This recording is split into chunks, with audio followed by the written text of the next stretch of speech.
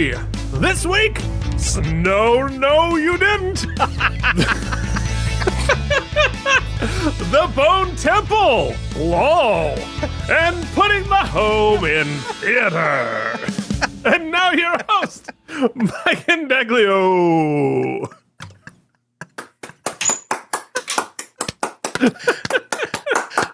that was a trap. That was a full-on trap. I thought... I'm being punked. For those of you just joining us, welcome to K&M Geekly. Just a sneak peek at a quartet of geeks trying to get through the next 30 seconds, let alone the week. This is week 2 of the relaunch. Thank you for joining me yet again, friends, even after the catastrophe that is the first 20 minutes of the pre-show. I'm Mike Indeglio. That's Keith Varney. Below me, that's Ronnie P., Ron Parson, and over there on the diagonal, that's the Manimal Nick Indeglio. Gentlemen, thank you so much for joining us for week 2. Nick, it is Martin Luther King Day, for those of you joining us live. Nick, you had a funny, you reminded me of something I wanted to talk about briefly, but before you do, I wanted to thank the few, the proud, the people who actually watched the show last week. We had, and I'm tallying it right now, more than 0 people. Multiple. Wow. Multiple people. Well, no, more than 0 was 1. We had 1 person. It wasn't me. No, yes, there were a few people who watched the show. We also gained a new patron, so thank you to the patrons. I'm going to actually add a patron slide so we can scroll those and see them, and we can thank you in person.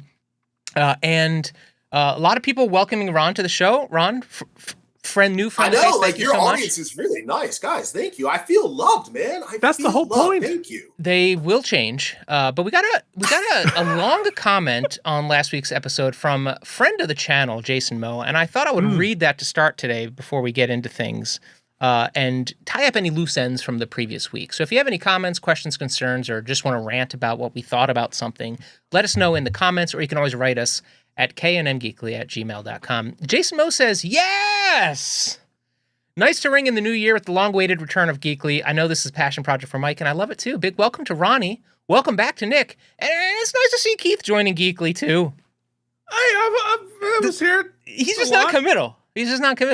I really enjoy having 4 of you guys here together, getting lots of different perspectives. Here's my short stream of consciousness reaction to some of the topics you covered. Ron and Mike, love the story about you guys meeting in kindergarten, playing Super Mario World at Ronnie's house. I'm a few years older than most of you guys. Sounds like I'm about the same age as Nick. But I had a childhood friend whose parents always bought him the cutting edge stuff. And I remember when he got Super Mario Bros. 2 on the original NES before anybody else had it. And I felt lucky getting to do a birthday sleepover at his house to play the heck out of that game all night long. I agree with your general opinions about the Switch 2. It's the first Nintendo console I've had with 0 interest in buying.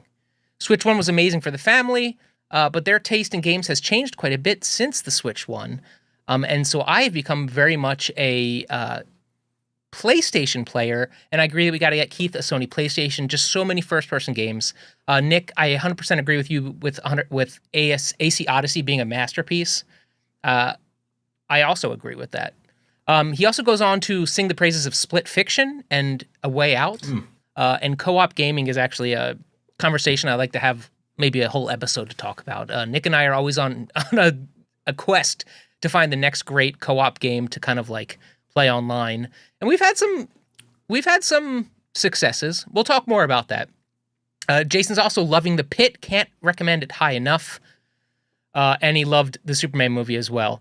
Keith, he goes on a huge diatribe here, and we can talk about this perhaps on another show, but he wholeheartedly believes that I can and nay should be watching Starfleet Academy, despite little niggles of spoilers here and there. So I'd love to just kind of go around the horn and let's all just comment anything you want to add to that. I'll start by saying I'm going to watch The Pit. And also, I loved Assassin's Creed Odyssey as well. It's the last, I think, Assassin's Creed I finished in earnest, meaning I played all the DLC, loved it. And I got so kind of burnt out by it that I've yet to be able to really fully jump one in. But Jason, thank you so much for being part of the show. Keep those comments coming. Let's go down around the horn. Ronnie, what do you have to say? I have to say, Jason, you're amazing. You're the man. And Ari actually listened to the show, and I got in trouble. Yeah, she's like, I didn't yell at you while playing Split Fiction. So I'm in the doghouse for that. So thanks, guys. Oh, Thanks wow. a lot. Ari listened to the show? Yeah, she actually listened to the show, man. Like, wow. Her and her That's best friend amazing. Ty, they listened to the show, dude. Wow. Well, yeah. Nick, any responses to Jason? I would just add, because the one thing we didn't mention last week when we talked about Mike and Ronnie's friendship blossoming in kindergarten is that the reconnection happened many years later. That's right. When it turns out an entire year of kindergarten took place for my daughter and for Ronnie's daughter, where they talked about their friends, Ari and Talia, but last names were never mentioned. Then all of a sudden, Ronnie and I were chaperoning a field trip in May, and it turns out that it was an Indeglio and a Parson. So that's where we kind of like rekindled the friendship, and here we are today, all these years later. So the Indeglio Parson friendship continued in the following generation, which is kind of crazy. Yeah, there's a bit of a beef currently as to who has the better friendship, and I mean, yeah, I think time equity counts for a lot, so we win. But we also have the podcast, so we can say we win. So there you go. Keith, what do you have to say to Jason, Tiberius, Mo? Well, I mean, I got to say about it rekindling friendships. Like one of the best friendships I have in my life was with the woman who performed my wedding, and I performed her wedding, and we went to a drama camp together back in high school, back in the 90s, early high school. Anyway, point being, we'd reconnected on Friendster. And that is how because we'd lived in different places. We came from other places. So thanks to Friendster, reconnecting a friendship from many years ago. I'm going to sound really dumb right now, but is that a new app, Friendster? No, that was old, pre-MySpace. Really? It was the first. It was like before MySpace, one of the very first social networking things out there. Friendster. And because at that point there was literally no way to reconnect. If you lost connection when you were in high school, you now both live in different places. Turned out we both lived in the city, and it was like a whole thing. So there you go. Friendster does not exist anymore, and it's very, very old. But yes. So Jason, your point on spoilers and Voyager, because I read your comment and I've been giving it a lot of thought and sort of seeing the point, because trying to figure out, because Mike sent me this whole Chat GPT screen that almost like melted my phone. Yeah. Chat GPT is like, here's why I think you should be allowed to watch the show, because it only spoils bink bonk boonk, and those were the major spoilers of the entire thing. So like ChatGPT already spoiled the central mystery of the show. But Jason's point is it's not really that much of a mystery, and so it does not have the same level of spoilers as Deep Space Nine by any measure. So I'm giving it some thought, and I think there's some validity to what you're saying, Jason. Okay, I guess that's we should briefly touch on this because it's important in this day and age, especially with our show, because we're going to talk about a movie today. Let's level set. Nick, let's start with you. What is a spoiler? What is a spoiler-free review? And what do you think is fair game on an internet discourse when discussing pop culture, movies, TV shows? How do we deal with that? How are we going to deal with what we can say, what we shouldn't say? Like, what is fair game? I think it's fair to say that a spoiler-free review should be not giving away any specificity of what happens in a film, a series, a song, whatever it is that we're talking about. But it does go a little step further, because there are many a movie review that call themselves spoiler-free that wind up giving excessive amounts of detail from the movie, particularly opening scenes, things like that. So I would say, for a definition, at least when I'm talking spoiler-free, if I give you anything that could take a piece of surprise away from the viewing experience or unduly prejudice you to what's happening, I would consider that a spoiler. I hate spoilers. Mm-hmm. They are one of my least favorite things. But I will admit that I am sometimes want to be tempted to look at a spoiler or two. It's gotten easier as I've gotten older to not do that, because there's less in life to look forward to. So I would appreciate to have the things there are to look forward to. So that's my stance on spoilers. So, Ronnie, I come to you as guys. I have to tell you out there in land, I think Nick, Keith, and I have pretty much learned how to self-regulate our social media engagement. Ronnie's not good at that. And so No, Ron is still buddy. out there fighting the fight We got to against take your phone away. internet trolls and internet spoiler people. If people put a spoiler on Facebook or whatever, or what he deems as a spoiler, instead of just like ignoring and turning the other cheek, he rages, which I do love to watch.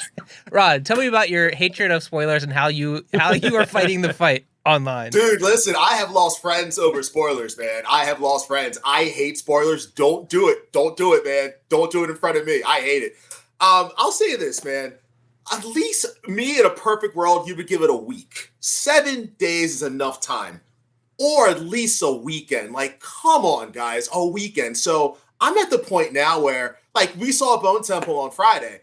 If I really want to see something, I avoid social media. No Facebook, no X, no Instagram. I avoid everything. I know there's certain keywords you can put in, but I'm not taking that chance, dude, because that's bit me in the ass before, man. So yeah, I'd say 2 days, a weekend, please. Like, there's already spoilers for Bone Temple. And I'm like, dude, it just came out on Thursday, and I'm seeing spoilers on Saturday. And I rage baited on a, forget what platform it was, something on Facebook. I went on one of the guy's page. I'm like, dude, it's been out for like 2 days. Like, come on, man. You're being an asshole. See, I'm getting upset now thinking about it. I'm upset now. Like Nick said, there's certain things we look forward to.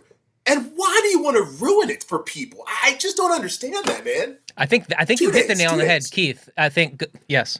Yeah, no, yes, Ronnie, I'm with you 100%. And like, you should have seen me screaming at people trying to protect Mike from Deep Space Nine spoilers, and Successfully, because it's mostly successfully. But I had to be such a dick about it, and I really wish that I didn't have to be, because I think two things.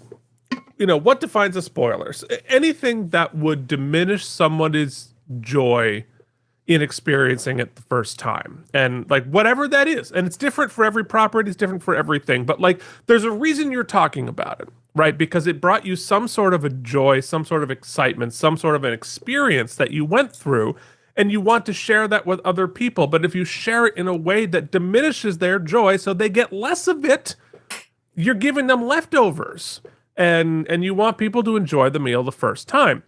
And I think people who put out spoilers, especially quick, like you're talking, Ronnie, that is not a discussion of the product. That is attention seeking. And all you want to do is, I saw the cool thing and you didn't. Look at me. That's just narcissism. Get over yourself and don't do that. Well, Preach. there you go. Okay, so what I wanted to talk about in this opening was, and we're still going to do it. Coming in hot. We're still going to do it because I put it in the I made Keith read it in the title. We got our first kind of major snowstorm this year, 6 inches. It depends on the way you look at the ruler, but where do you measure it from? Yeah, and I just kind of wanted to. If you have to dig a hole in the yard a couple feet down. I just wanted to quickly. Are you measuring from the ankles, Mike? That's the question. Quickly remember what it was like when we were like kids in the 80s, like what a snow day from school, what that entailed versus as a grown up. Just to kind of, we don't have to. I don't want to go misery seek. I'm more interested in the fun part earlier, but. Clearly, things have changed. Nick, I want to start with you because you told a funny anecdote on the thread. And what are your memories of growing up? What was a snow day? What do you remember from playing with your friends, our family? And then what is this week? What was this weekend like? Yeah, it changes quite a bit, doesn't it? Oh, look at that. Oh, look at that. That's pretty awesome. Yeah, when we were kids, I remember distinctly, it could be late night the night before because we didn't have the internet and we didn't really have anything other than the 11 o'clock news. And just going to my window and looking out the window and trying to determine whether or not the snow that was falling would be enough to make the call. And then the only way you would find out was by listening to KYW News Radio 1060. Yes. And each school district had a number, and our number was 307. So we were waiting, and it always felt like you'd hear them, read through the list, and it'd be 303, 304, 305, 306, 308. And you're like, wait, what?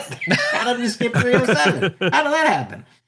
But then, once that day became a day, it didn't matter if it was a Monday, a Tuesday, or it didn't matter what day of the week. it seemed like the day lasted forever. And I distinctly remember some of the times we would go to Valley Forge to sled down one of the large hills in the park. And even thinking back to that, I try not to think too hard because then I'm like, man, yeah, it's actually we were pretty cold and wet, and it was hard to walk up those hills. Like, there's negatives to think about, but most of it was just joy, the joy of childhood.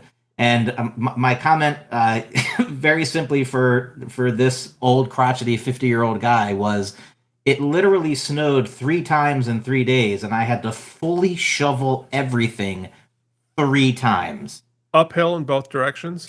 Yeah, it just sucked, Keith. With a It bionic just sucked. shoulder. Bionic shoulder.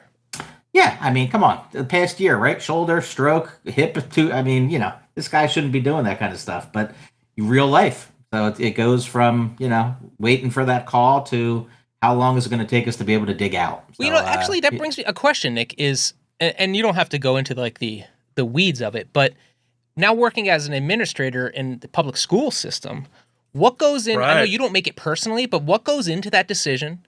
Now we have the torture that is the 2-hour delay, which I think is even worse than just having to go to school, right? You get like a taste of it.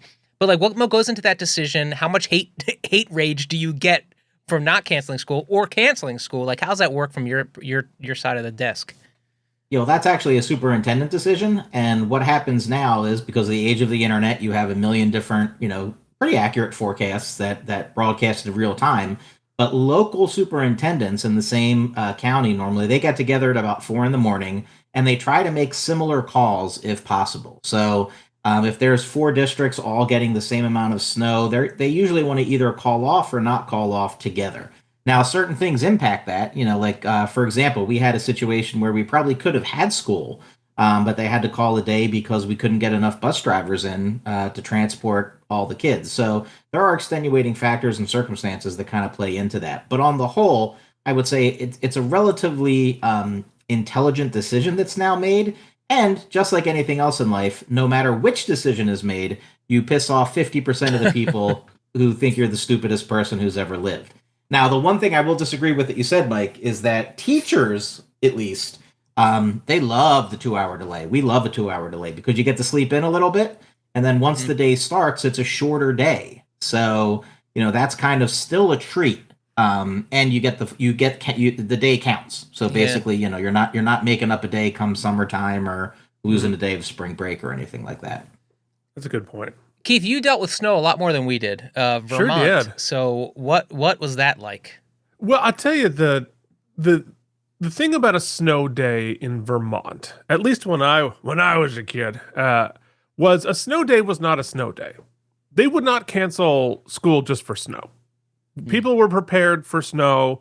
You'd have to get well over a foot before that would be enough. You canceled school because of ice or something. It has to be, you were not praying for 8 inches of snow. You wanted a wintry mix. You wanted ice, you wanted snow, and that's what they would actually get rid of, because with the plows, we were ready for it. But yeah, very much the same situation. The radio, and we could barely get AM radio at all where we were. So we were like desperately trying to get an AM 620, and then they would do it more frequently there than on the NPR station. But yeah, same deal. The problem is that they sometimes would do it late, and so waiting for the school bus for me was like a whole thing, because I had the literal walk down the driveway, which is a third of a mile long in 20 degrees below, to wait for the school bus driving on the dirt road. But yeah, a very similar situation, because my parents were teachers as well. So we were not just listening for our district. We were listening Chittenden East. We were also listening for Chittenden South, because that very much affected how good the day was going to be, whether or not my mother had to go to work, but we didn't. And so it was a whole thing. So yeah, it was good times. We had the blizzard in '93. That was probably like the best. We had got that as well. Time. That was a big one. But yeah, it meant a lot more shoveling for us, because if we got really substantial snow late in the winter, because the driveway's so long, and we had to plow it ourselves. We had a Jeep with a plow on it, but you would, throughout the winter, the snow would never leave. So you're plowing. The banks on the sides get bigger and bigger and bigger, and at some point you hit the point where there's nowhere for the snow to go. So then we would get 3 feet on top of that. And a couple of times we had to hand shovel a third of a mile driveway just to get the snow up over the banks so it had anywhere to go. So it wasn't always the super funnest, but I sound like an old man talking about the snow. What'd you do this weekend? Snow. Did you do any, what's grown-up snow day? Oh, well, here, I work from home every day, snow day. Yeah. I mean, like when it's like a wintry wonderland out there, do you stay hunkered in? Is that your vibe, or you like to go out and venture out? No. Jillian and I, we usually walk through the snow. We did this time. There was a like accident happened right in front of us. But we usually do our walk in the snow, which is really nice, and try to keep the ancient Chihuahua from dying in the snow. That's really the biggest. And I try to take care of my outdoor cats. So, Ronnie P. Yeah, I just got a question. Like, where are the kids at to shovel for us? I remember, like, I never did this, but I had friends that actually went to people's houses and they got paid, it's like, a damn 20 scam. bucks. Ronnie, a couple of girls from the couple houses down came by and like offered to shovel the stoop for me. One of the first one. I'm like, sure, of course. How much? Yeah, I was going to say that. They asked for 10. I gave them 20 because I'm a sucker. Why is that a scam? Awesome. That's great. Oh, because I came back and then like they got bored like a third of the way through and like pieced out. That's horrible, dude. Where was your sled hill, Ronnie, growing up? Oh man, Kingswood. We called it Killer Hill. Good times, man. Good times. I remember I rode down there and I fell off my sled right into the hood of a car. If I did that today, I'm breaking my wrist. Oh, yeah. But back then I got up and went up the hill. It was awesome. But today, no. Yeah, dude. I shoveled actually today. I was really bad this weekend. I just did nothing. I sat on my couch and binge watched TV. I watched football, then I binge watched some old TV shows I'll talk to you about later. And I actually did it today, which was really dumb because like it condensed, so it was horrible. You saw my driveway. I have a long driveway. Yeah, and it's steep. Yeah, adult snow days stink. Mm-hmm. They stink. I don't know. I'd stuck. I live in a little townhome community, so it's not as much shoveling as necessary, which is nice. Getting the cars out is the big thing. It's like my dad gave me this obsession with running the car for a half an hour and then making sure every 20 minutes you get the snow off so that nothing ices over. And it's not like we're going, like Jen had to drive to Long Island this weekend, and so I was a little nervous for her. But I will say I got a dog who is a snow dog. This dog loves the snow. And so we went out for like a 3.5 mile hike yesterday along the trail. Nobody was out. 0 people were out, which I don't understand. It wasn't even cold. So I had her off her leash and she was living her best life. And we walked back to the car. So we did about 5.5, almost 6 miles out and back. And I realized I don't have the car keys. And this is the second time I've done this. I had to call Nick to come rescue me once because I dropped the car keys on a plane with the dog. And I'm screwed because Jen's out of town. I'm done. Like, it's snow. I'm not going to go find the keys. But we had just, like 2 weeks ago, put air tags on our keys. And my air tag let us, so the dog got like almost 7 miles of walking. We went out, we found the keys, which was like a tech miracle. The air tag is everything, worth whatever homing device they have on me. So that, the dog has added like an element of not dreading the snow as much as sometimes I have. Especially when we lived in the city, the snow was just like shut down New York City if it snowed 3 flurries. Okay. I just sent you. How was New York snow? Like, what's that like living in New York for snow days? Just imagine snow with a lot of poop in it. That's basically, It's like pretty for about 15 minutes, and then it's disgusting and in the way, which is such a bummer because I love snow, and it's just gnarly. So Mikey, I just sent you a picture of my sledding hill growing up, Casey's Hill in Underhill, Vermont. You sent it to my email? I put it in the chat. Oh. Look at me. I'm professional. I'm using the technology. Wow. Yeah, so I'm actually there in that picture. Oh, that's cool. When I was a kid, yeah. Rad. Oh, that'd be awesome. Yeah, that's Mount Mansfield in the background. You know, it's funny, when I was walking the dog yesterday, I was seeing all the people who like think because it's snowing, they don't have to pick up the dog poop. And then I think about all the times we sled as kids and how much poop we just rolled around in. Yeah. Yeah. You know, it does. It doesn't have the same properties when you're 12. Well, Ronnie and I saw a movie this weekend, so we'll get to that. But I want to start with Keith. Let's go ahead. What have you been? What was your like watch this weekend? What was your thing? Well, I was watching football. Football. So and the news, obviously, but yeah. So I'm gonna save what I watched for my weekly rad. Okay. Because I just chain watched. I chain watched Baskets, the Zach Galifianakis show from like I don't know 5, 6, 10 years ago, Great something show. like that. And there's an amazing and late to the party, obviously. But I have something I want to talk about that show coming up later. What is your vibe on where the NFL is with like how are things looking and sounding? We've talked previously about how the NFL was way behind other sports with 4K and all that stuff, but it feels like it's getting a little better. I mean, it's nice to have the Fox games in 4K. I think that looks nice. You know, it is ridiculous to me that like ABC, ESPN, and Fox normally is still putting out 720. Yeah. So everything looks better on the apps than on your cable or on like YouTube TV or whatever. So I always watch from the app itself, which has, you know, even if it's still 720, which is egregious at this point, at least it's less compressed. Right. But it does mean I'm usually about 15 seconds behind all my buddies, so I have to keep my phone far away from me. Nick, what about you? What was your geek binge this week? Pardon the dogs barking like Yeah. crazy. Actually, that was going to be my weekly rad too. I'll just give you one of the two. We watch a lot of murder TV. In fact, I've rearranged my YouTube TV feed so that the first 4 channels are like ID Discovery, Murder, OWN, True TV. So it's all It's snapped, categorized murder like lives found here. in a ditch, found under a car, in pieces. What's one of those shows that's like murder, suicide, or gang murder? Yeah. It's like, Yeah, you got to figure out which one was it. Homicide. Yeah, it's crazy. Which pretty blonde woman disappeared? Like, what state did she come from? Always a very popular one. And then, of course, there's the, Hurt Thy Neighbor or whatever it is, Right. where the neighbors hate each other and you get the worst reenactments in the history of the world. But what's Except for the one Ronnie was in. Well, right, Yeah, yeah, I Evil mean, lives here. Ron's- Yes. Evil Being Lives Here is one of my Lions. favorites.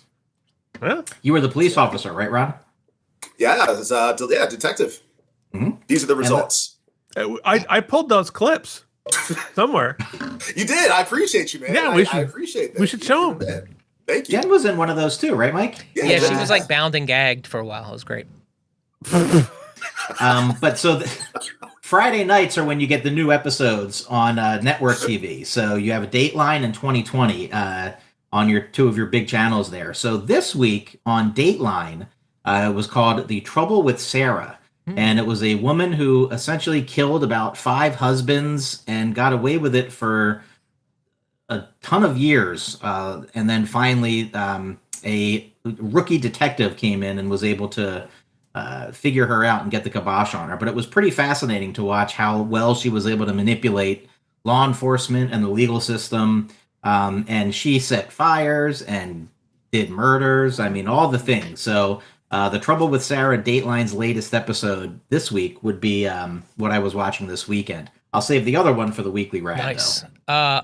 I'll give you a quick one before we jump into the review. We talked briefly last week about The Smashing Machine and how it didn't need to be a thing because of the documentary. So there's another movie I mentioned that did the same thing. It's called Song Sung Blue. It's a documentary about these Mike and Claire Sardina. They were also known as Thunder and Lightning. They were a Neil Diamond. I Tiki fall Barber to Rondaine. pieces. Who's oh my god, I can't think of. Streisand? No, Captain and Tennille. no. I fall to pieces. Anyway, they had a Neil Diamond review, but they did other things. And so Hugh Jackman and Kate Hudson, there was a Hollywood movie that was released around Christmas, and I just got around to actually watching it. It was directed by Craig Brewer, screenplay by Craig Brewer, and Neil Diamond. Most of the songs you would know, and there's some Buddy Holly, and it's. So I watched the documentary and then I watched the movie. So I will say that the movie does a much better job in translating the documentary to a Hollywood-style movie. these two people are very much have a very interesting salt of the earth story, and them being a tribute act sort of is only a seasoning as to, they're just really, they're very much like the old Roseanne sitcom wanted to be. It's just showing very blue collar people who want more recognition from life, who want to be more than just that. And they do that through a world that I'm somewhat familiar with, which is like musical tribute acts. And there is enough drama and tragedy in their lives that warrant the sort of Hollywood treatment. And I think that the positives first. Hugh Jackman, Kate Hudson give incredible performances, really grounded, incredible performances. They also sing, and they're musical. And the musical numbers, now I'm a little biased, I love Neil Diamond. The musical numbers are wonderful, and that's much better portrayed in 5.1 surround sound with the Hollywood treatment than you get in like a very low budget documentary of like VHS videos of people singing Neil Diamond songs. So the musical aspect is wonderful, and the first probably hour of this 2.5 hour movie is that. A lot of joy, a lot of music. It's a great love story. And then there's all the other stuff that happens. And not that it isn't worth telling, not that it isn't interesting, but the movie sets you up that it's one type of movie, and then it changes tone dramatically. I don't think the marketing prepares you for that. I don't think most people going to see the movie want to see that. And so that's sort of my criticism. I'm not saying that it's not a good story. It's very interesting. And but I think when you sit down and you watch those first 20 minutes, you think you're getting one type of movie, and it's really not a musical comedy. So I would say that. No going in. It is some great performances. It's worth your time, but it is not a musical comedy. So that's my take. That's the take on my take on, and it's actually probably, this is one where I'd say you could watch the movie. The documentary is a little bit harder to find, and it's not particularly great. Ronnie, what else other than The Bone Temple did you watch this week? Or play, well, man, or do? I'm a very weird guy, so your audience will soon see that. I like watching shows I watched in the past, and this show I haven't watched since the 90s. Remember Oz, Emerald City? HBO, baby. The jail show? Yeah. Oh my God. It really still holds up. It's such a great show, man. Like, I remember I was never a bad kid in school. I was a good kid. Weird kid, but a good kid. But I never wanted to go to jail because of that show. Oh my, you guys all saw Oz before, right? Keith, you saw Oz, right? A lot of it. I'm culturally familiar with it. I've only seen a couple of episodes. It basically starts the HBO drama. I mean, without Oz, there'd be no Sopranos, there'd be no Wire, there'd be no Breaking Bad. Oz started it all, man. And just the performance alone, like J.K. Simmons, an Oscar winner, he's in it. Mr. Mayhem, Dean Winters. There's all these people from The Sopranos and what's the show? The Wire. It's crazy, man. It's the dude in the wheelchair, cool, right? There's that dude in the wheelchair who's the narrator. Yeah. He's in From. Like, he's a star of From. He's been in everything. Dude, it's really cool, man. Carmela Soprano's in it. Like, but this is the best part. Yeah. Oh, dude, it's really graphic. Remember Luis Guzman? Right, yeah. He plays El Cid. This guy's a psychopath. So he literally gets a pole, run and start, throws it into a man's like chest, like, and you're like, Luis Guzman? What are you doing? Like, it's insane, man. Great watch. I'm on season 4. I've been binge watching this. I think Christopher Maloney's in that. Awesome.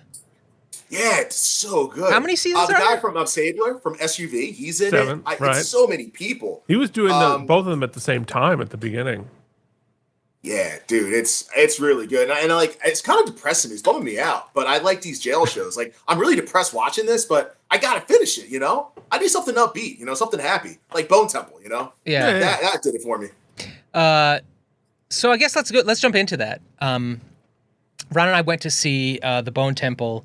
I was going by myself, and then Ron was like, "Oh, well, I'm going at 9:30," so I joined him. Learned last minute. 9:30. Yeah, learned last minute that this was 4DX seats, and the last time I saw a movie with Nick and Ron and Nick, it was a 4DX movie, and I swore to myself I would never do that again. That's when the thing shakes and it spits at you and it punches you in the face and all the things. So here we are. Ron also complained. We're both like, this is going to hurt my back. And here we are doing it anyway. So we go to At see. 9:30 at night. Yeah, well, that's what we did. So we go. We already did that. Sorry, Mike. I did all this prep. So we go see the Bone Temple. This is the second in the retread new trilogy based on the original 28 Days Later By Danny Boyle. by Danny Boyle. The first of this Lega sequel scenario, a trio, was directed by Danny Boyle. This one is not directed by Danny Boyle. It is directed by Nia DaCosta. Yes, Nia, and still written by Alex Garland. And has everyone here seen the first one? The first, you mean of the new ones? Of the new ones. No. Okay. 28 years later. I saw Days and Weeks. I have not seen Years yet. Okay, so like general consensus, I believe Nick, we saw the first one together. Yes. No, I think we did. Maybe, yeah. Maybe. Really enjoyed it. Really enjoyed it. Mm-hmm. There is a sort of, I will say, a prefix and a suffix of the movie that sort of tie it to the trilogy world, and then the movie in between those two spots is very standalone. That's how I felt when I saw it. Really enjoyed it.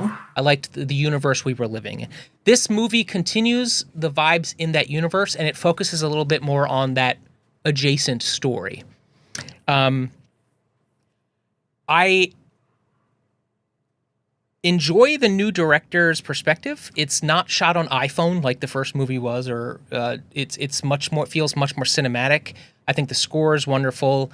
I think very much like that first movie, it's tangentially a horror genre film. It's very much more a meditation on faith and not religion, but faith and spirituality and the human condition in this very much human world, post-apocalyptic world.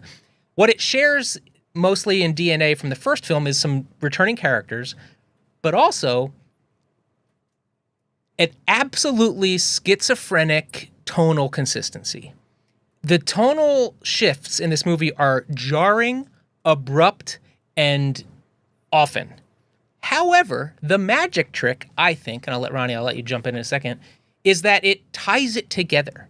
So even when it's like just a crazy, whimsical, comedic beat, of which there are a few, the next scene may be a body horror,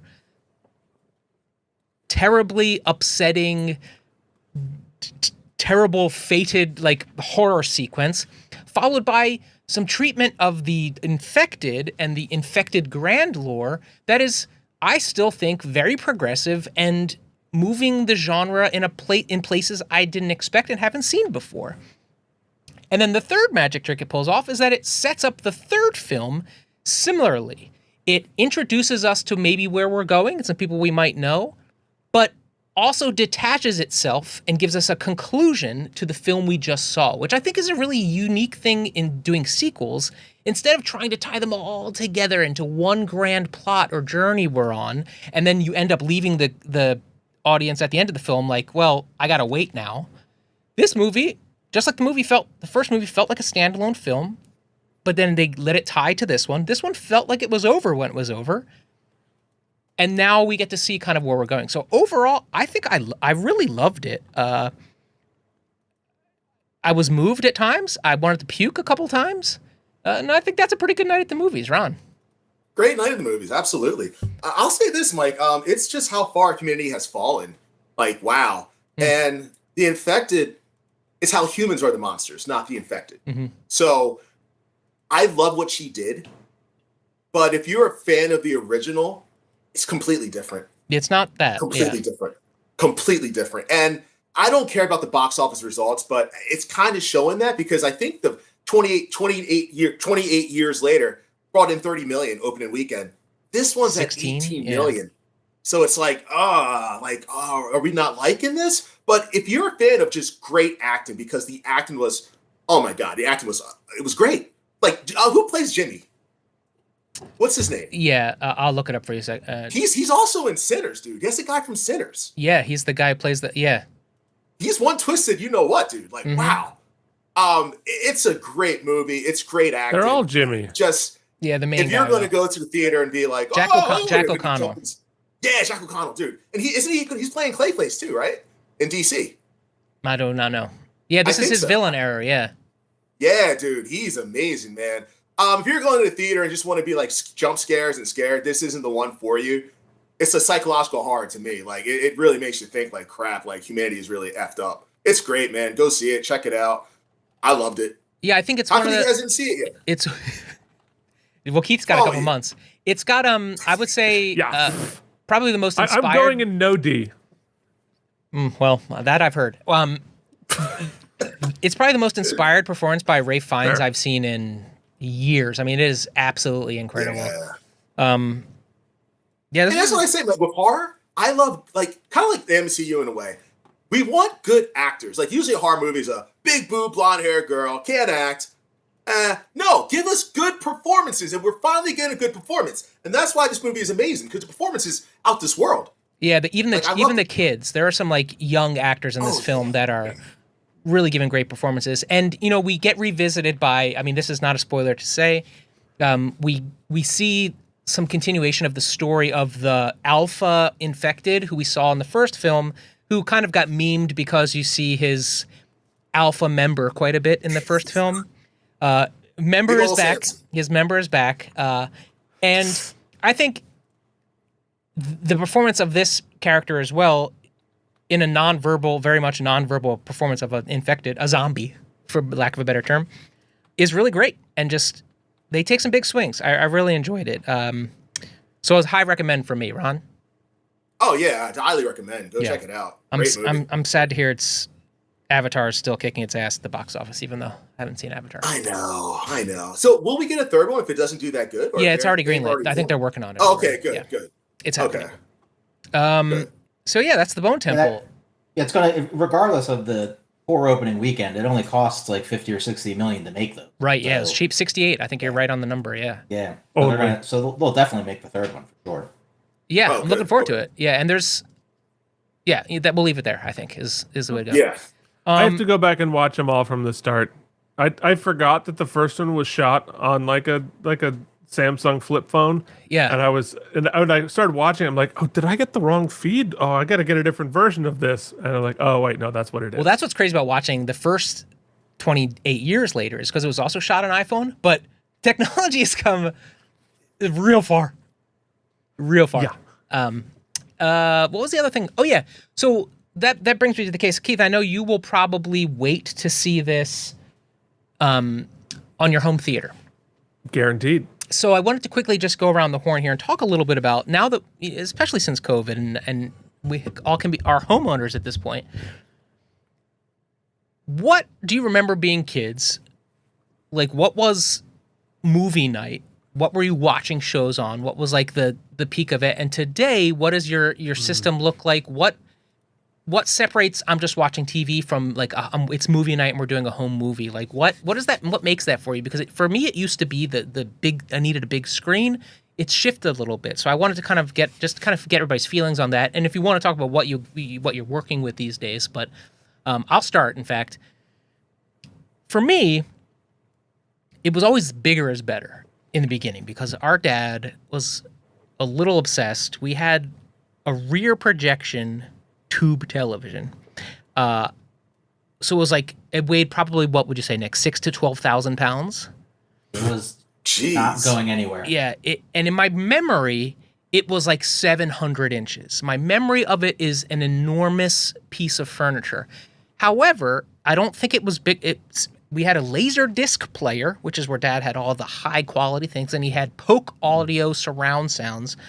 In fact, somebody actually came and installed it, which was very unlike my dad. He was generally a kind of like, I can do this type of scenario. And they don't usually install stuff when it falls off a truck, right? Oh, no, I think whoever's truck it was is the guy who installed it, is what I think. Ah, I see. All right. I just remember a mass of wires and speaker wires going in the back and how intimidating that was. Now, I've looked up, and I believe Laserdisc players also output at 360. Like, so... however 480, big, right? maybe, At however least, big maybe. the TV looked, the quality of the Abyss Laserdisc was not as high as we thought. It was just loud. I'm not sure we even had a sub, Nick. Do you remember if there was a sub? There was a sub. Yeah. And I remember we didn't use the actual Dolby digital encoding. We just put it on like fake upmix so that we could hear it all around because the something about the surround was obsessive. So I remember that, and then I over the years have poo-pooed my dad about it and being like, oh well, guess what, folks? I did the exact same thing in my house. I have my television, and I've been obsessed for the past year probably of completing a 5.1.2 Dolby system here. So for me now, it's the sound, right? I was always about getting the most high definition video feed, and I've got an OLED television. It's not that big, but it's about building the Atmos sound now. But what I find is that we spend the majority of our time upstairs with a little sound bar because it's comfortable. And so ultimately, all I've done down here is spent a lot of money, and we spend most of our time upstairs with the little sound bar. So diminishing returns. But you know what? It's fun. The obsession is real. Ron, talk to me. So, growing up, I wanted something like a big TV. It's all about this. Bigger is better. I'm all about the big TVs. So now I have a 72-inch Sony upstairs. Nice. I had people actually come install it because I'm not handy at all. And if I would have installed it, would have dropped and fell down and broke, and I'd been sad and crying. My sound, I got to work on that, man. I'm thinking about getting a sound bar, dude, to be honest with you. Because right now, and we talked about this the other day, I have so many wires. It's just disgusting. I need someone that watches the show. Come to my house and help me out. Please help me. It's too many wires around. Just I'm with not cable a handyman management. at all, so Yeah. I can't do anything. But something that you got me into, Mike, you too, Keith, I'm all about the lights now, dude. Oh my God. So I just got the curtains now, the curtain lights. So when we were like watching a movie when the Eagles were playing, yes, when they were playing, I put the Eagles logo on the lights. It'd be all green and white. That's my movie right now with the lights. 100% Ambiance, lights. baby. Yeah, for sure. Oh, that's what it's about, dude. Yeah, you got me into that. It's expensive habits. So You buy the thanks, pizza, buddy. man. I will Appreciate come and it. help you with cord management. It's really not difficult. It's sort of an obsession for me, in fact, I would say. Sort of. It's on me now too. It's just like it's annoying. I can't enjoy the movie because I see these damn cords. It's tough too, and I'll let you speak to this because it takes two to tango. I'm lucky in that Jen doesn't really come down here, so I can take out the ceiling and run wires up there and put all these kinds of Atmos speakers, and she doesn't complain too much. But as I said in the text message to you, Nick, happy wife, happy life. What are you rocking? You got a big house, and your wife could give two shits about any of that stuff. Yeah. And my house is so crowded with stuff that Danielle finds so valuable, which to me is I think we clutter. stumbled onto something here. Yeah. All I wanted was like a nice sound system in our giant living room. So, we've got the 85-inch TV. real nice. Yeah. So, the big screen. And I just wanted a basic surround sound system. But she doesn't want the wires visible anywhere, and I can't afford to go wireless. And the space is so large because there's it's an open ceiling basically. So you need a pretty powerful system in order to actually fill the space. So she did concede about a year ago to I don't know, I guess it's a basic system, but it's not enough and it is wired. So I've done the best I can to kind of hide the wires, to sneak one kind of behind the fireplace, but it annoys her tremendously because you can see a wire. I can't see a wire at your house, man. Because you're not looking for them. Yeah, you're not looking for them. She is. Huh. Yeah, so somewhat problematic there. I would love to have and that goes back to the, like Mike was saying with our dad. When I went to college, our first year in the dorms, me and Rick and our college friends, and, dorms are pretty small, like the size of this tiny little, podcasting room. We advertised a movie night, and we made flyers on the dot matrix printer and hung them up at the dorm right across from ours, which was the female dorm. And we had a regular stereo with just like we set up 4 speakers. They weren't surround sound, and they're definitely not crisp. I mean, there was a lot of you were getting a lot of kickback on these things, and we're just like looking out the window to see like is anyone gonna come to our big giant movie night held in a room that's like 5 feet by 5 feet, right? Oz size cells. And interestingly, a lot of people showed up, which a whole separate story to that one. But so yeah, the sound, the look, the view, it's always been kind of a big deal for us. And I remember when my first house, which was literally next door to where Mike now lives. Yeah. Coincidentally. 25 Roboto. Coincidentally, yeah. But I got to buy my first big screen TV then, and that was still rear projection.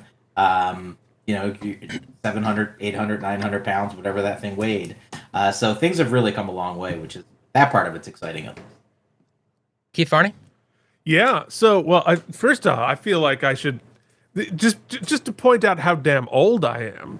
That our big screen when I was a kid growing up was, I believe, maybe a 20-inch color TV. I should point out it was color. Yeah.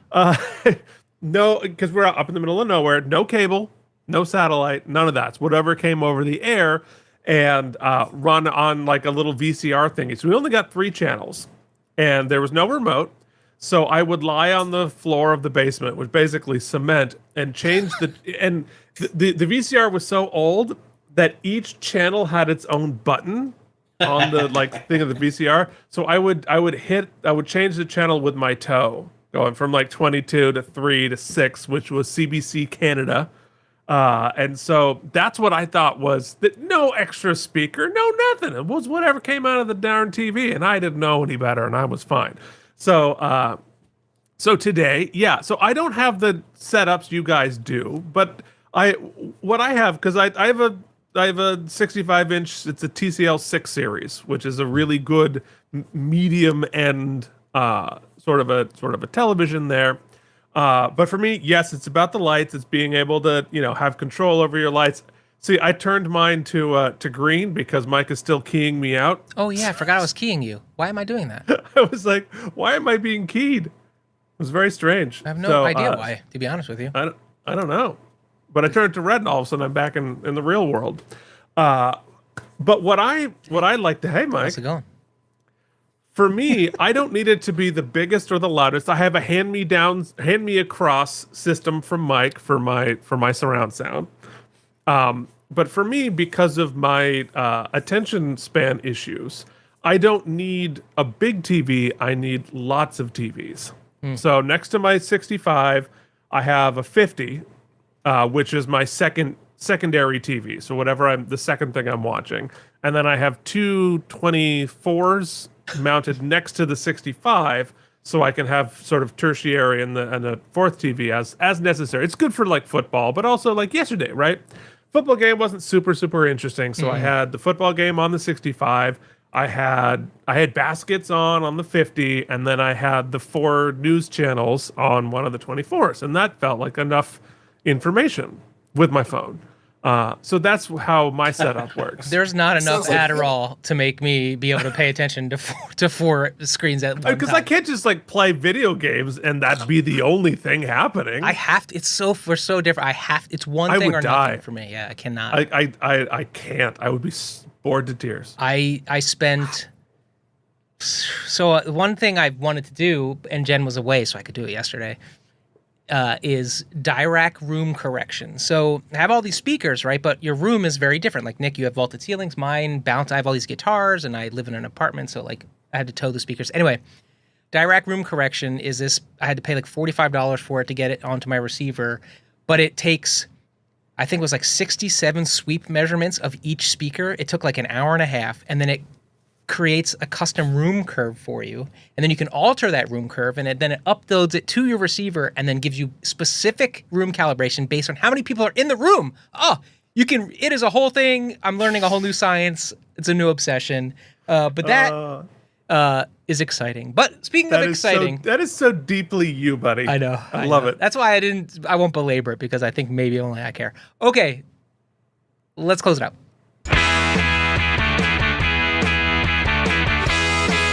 We're We're surfing a little bit here. All right, Weekly Rad is a time where we talk about something that took place last week, is going to take place this week, that we're excited about, we thought was rad. Let's start. Speaking of baskets, Keith. Yeah. Weekly Rad, bro. So, breaking news from like 7 years ago. Louis Anderson, may he rest in peace, plays Zach Galifianakis's mother. And this is like, you would think, oh, it's a comedian playing a woman. It's going to be some sort of like a drag performance or a, sort of a comedy thing. It is one of the most beautifully calibrated, heartbreaking, real, lived-in performance I have ever seen. Really? It is extraordinary work. And the writing around it is, like, I watched one episode like, oh, that was so beautiful. And then it was written by Samuel D. Hunter, who is a Broadway playwright. Like the show itself is so relentlessly bleak, it wouldn't necessarily be for me normally because its worldview is so sad. But Louis Anderson's performance on this show is just so extraordinary. It makes all the rest of it feel like noise. So like in the first season, she's more of a secondary character. Second season, she starts to take over the show, and it's so good. So Louis Anderson in Baskets, he was nominated to play the character like 3 years in a row. Deserves it, but like and how are you watching old that? News. Don't worry about it. Is it available streaming? Probably. Okay. I know not to ask that question anymore. How many seasons is there? There were 4 seasons. They're short. The episodes are only half hour long. It was on FX, I think, originally. Only 4 seasons. There's like 10, 12 episodes a season. So I it's think not. I watched It's all not season 1. I don't know if I watched after season 1, honestly. But I thought season 2 was a big improvement on season 1. So I don't know. Check it out, Louis Anderson. It's just like it's this amazing performance that everyone else was talking about and I was ignoring. But because I show up about 6-7 years later, I don't know that I've ever even heard of the show, Baskets. Oh, he wants to be like a clown or something. Yeah, right? so it's Zach Galifianakis playing a failed clown in Bakersfield, California, who gets hired to be a rodeo clown, even though he was like trained with like French pretension.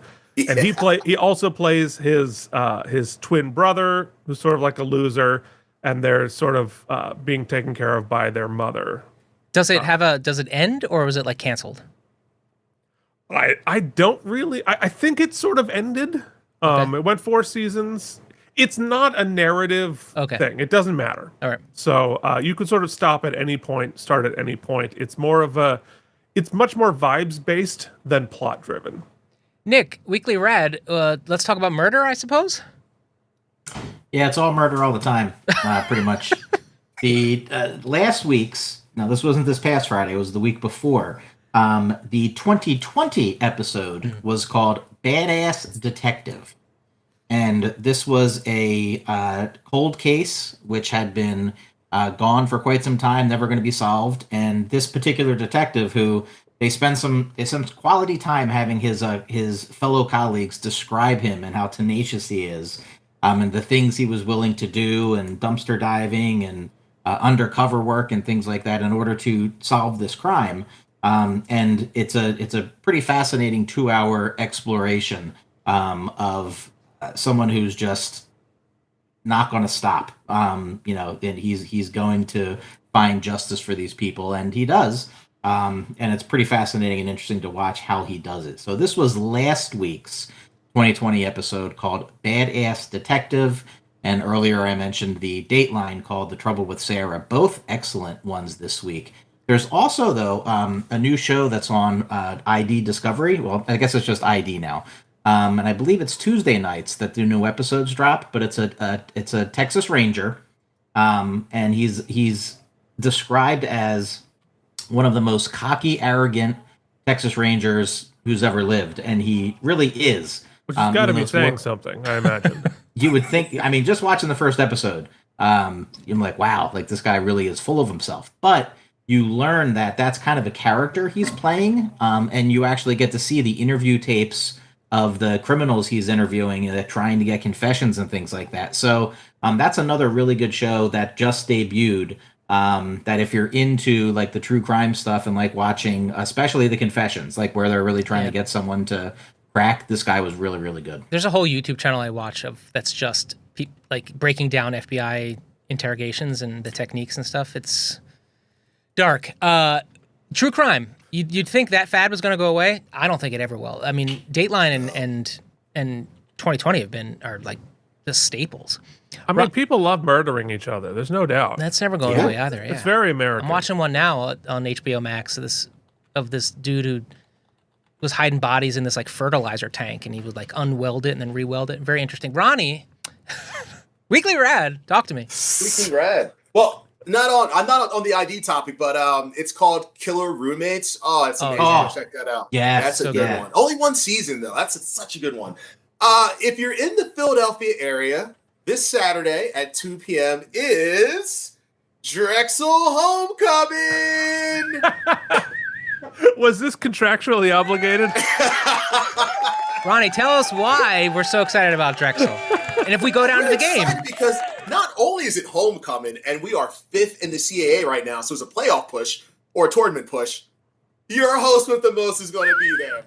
Yeah, there you go. Signing autographs, changing diapers, all that fun stuff. You get to shoot the confetti gun. Honestly, man, like the DAC gets packed. We have up to 3,000 people there. So that is my WrestleMania. That is my Super Bowl.